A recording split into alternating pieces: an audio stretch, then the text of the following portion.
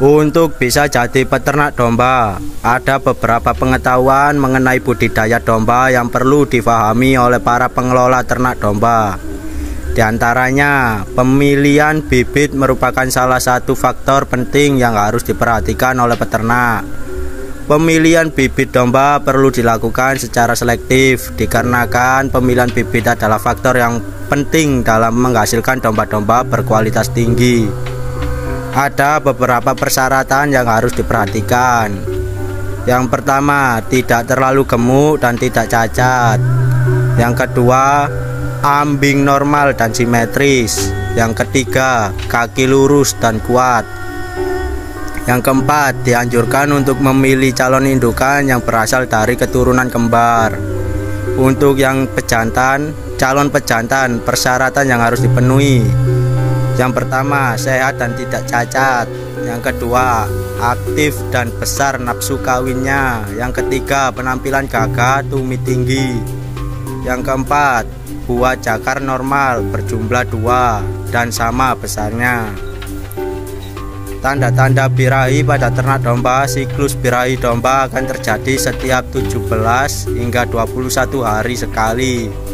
Rata-rata siklus birahi pada domba terjadi setiap 19 hari sekali. Lamanya waktu birahi pada domba kisaran 24 jam hingga 36 jam.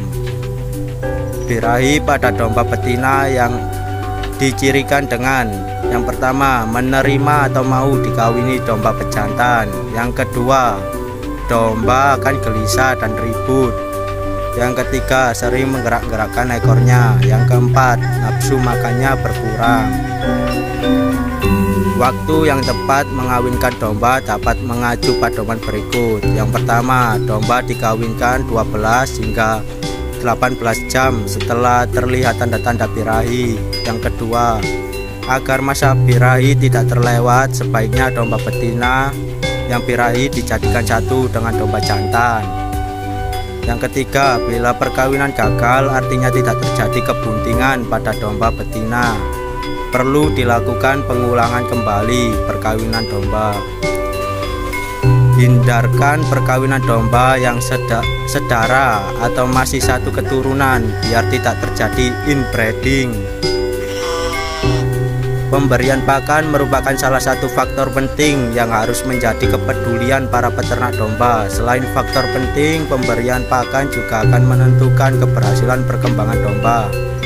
Pemberian pakan pada domba harus mampu memenuhi persyaratan gizi pakan untuk kebutuhan pertumbuhannya. Pemberian pakan harus terdiri dari pakan hijauan seperti rumput dan rambanan, dan pakan konsentrat. Untuk pakan ternak, pemberian pakan tambahan dianjurkan untuk diberikan 2 minggu sebelum ternak dikawinkan atau 2 minggu setelah ternak bunting, dan 4 minggu sebelum dan setelah ternak melahirkan.